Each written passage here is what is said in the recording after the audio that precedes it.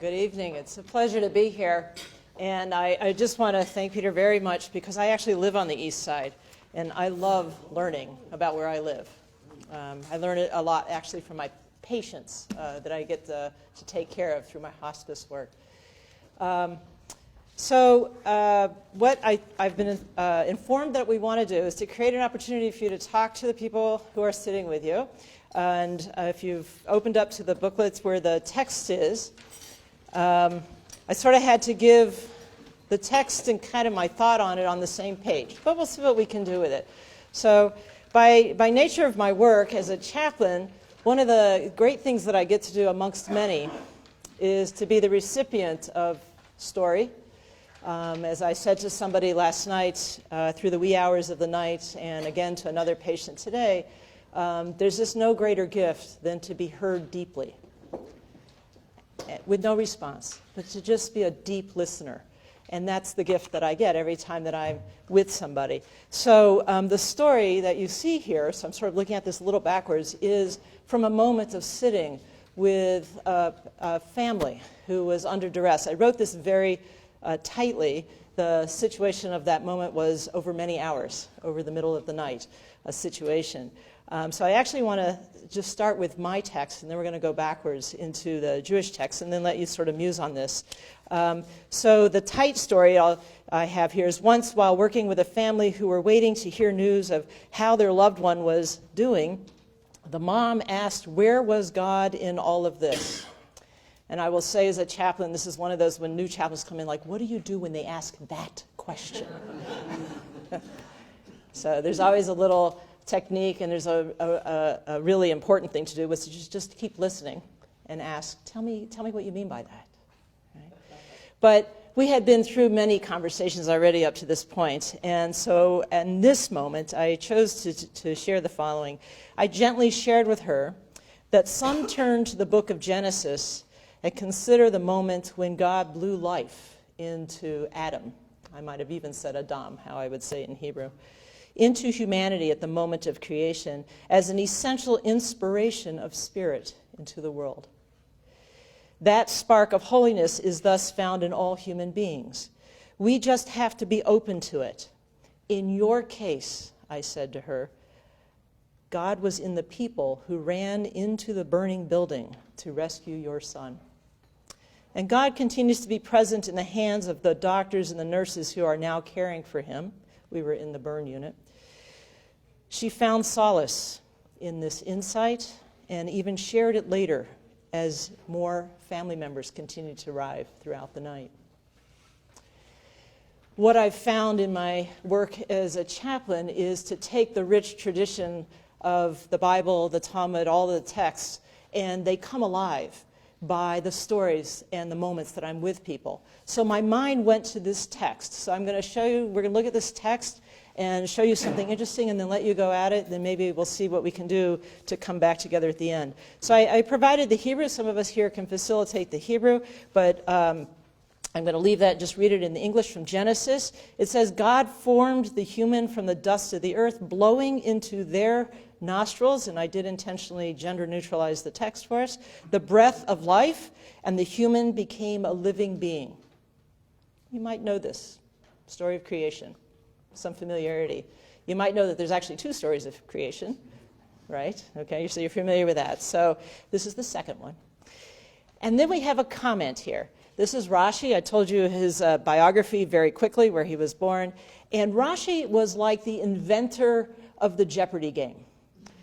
He just didn't know to call it that then. So he gives you an answer, an insight, and we're sort of pondering, what was the question? What was the curiosity to him? Why is he bringing this notion up? So that's where I'm going to leave you when we look at what he gives us as his answer. And he says, on this phrase, Vayipach ba'apav, blowing into their nostrils, God made the human of both, of earthly and of heavenly matter, the body of the earthly and the soul of the heavenly. So here's what you can ponder with each other. You can look at that phrase and figure out what is Rashi unlocking for us. And you can look at the story and see if you can figure it out.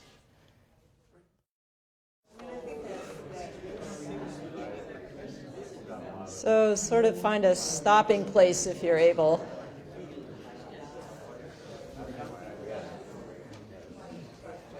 And I'm going to invite, we didn't ask for a person to sort of collect the comments, but if in your conversation there's a comment that really sits with somebody that you want to share, I'll try to repeat it so that we can, everybody can hear it. We'll just do a popcorn if somebody has one that they want to share as an explication or an insight. How do we bring it all down to a soundbite?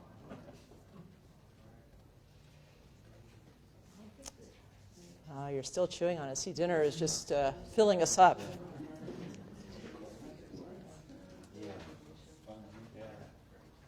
No particular one jumping to anybody's mind. Well, let me start in, and if you have something that... Oh, we do. Here we go. Yes. I'll give it a shot.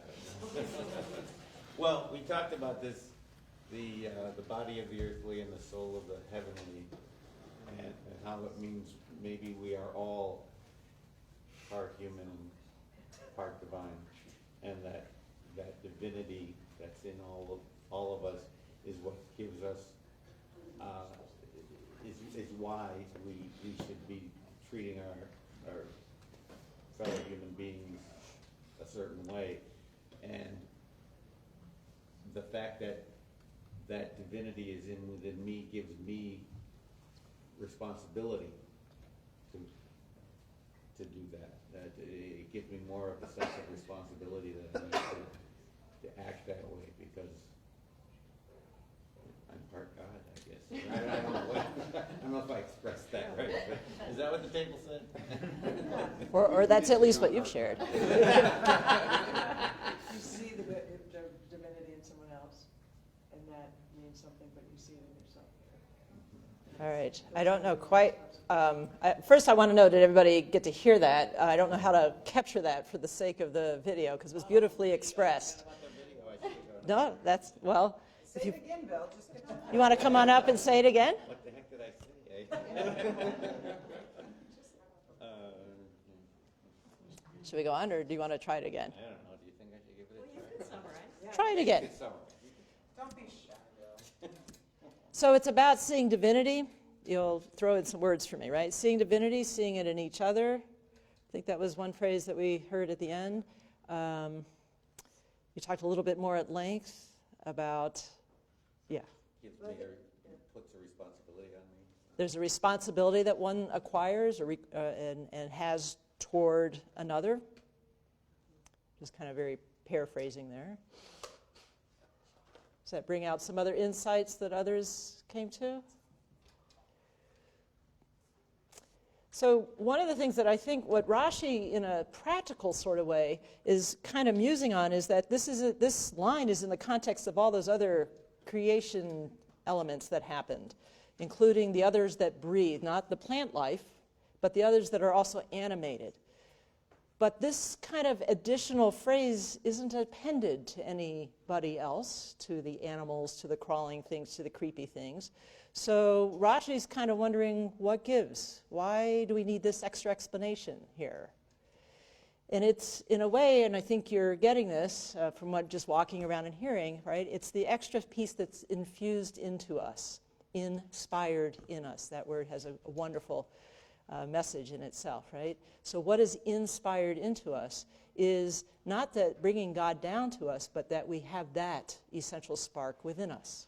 There's a very deep teaching in Judaism, and I heard others from your faith tradition saying, oh, that's very familiar. I know this text, or I know this tradition from somewhere. And often in the face of tragedy, it doesn't work for everybody, but in the face of tragedy, we're trying to find meaning, a way to stand in that messy, mucky place when everything else has become disoriented and we're not able to know which way do I go. It doesn't work for everybody, and I heard one table, actually two tables, kind of musing on that. This isn't the solution in everybody's moment of challenge.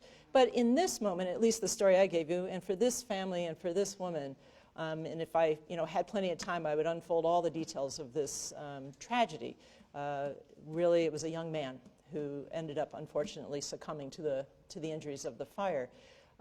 But they spent multiple hours sitting and talking and listening to each other, trying to find a pathway through that.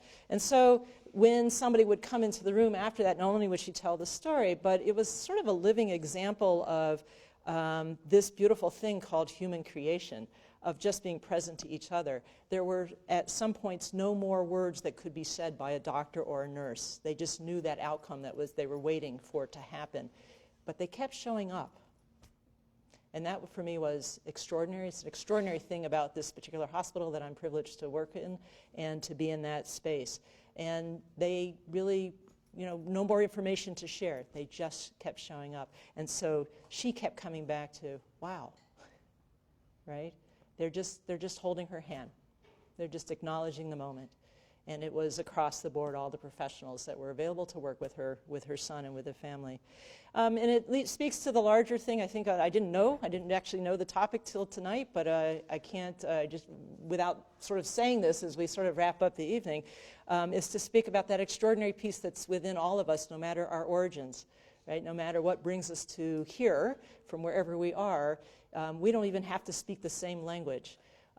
Something that I also do in my chaplaincy is I work with people who are not of my faith tradition and often not of my culture or otherwise, but it doesn't matter, right? As long as, and I think we had the great examples, right, of what happens in the library, carrying on a 3-hour program and not knowing a word that's being said and yet feeling the intensity of that human interaction. That's the Spirit of God in my language, right? We would say that is the place that I can stand and be with another in the midst of their messy, mucky moment and be present to them, no matter the fact that I can't say a word that we each understand. We know what it means to be there together. So thank you very much.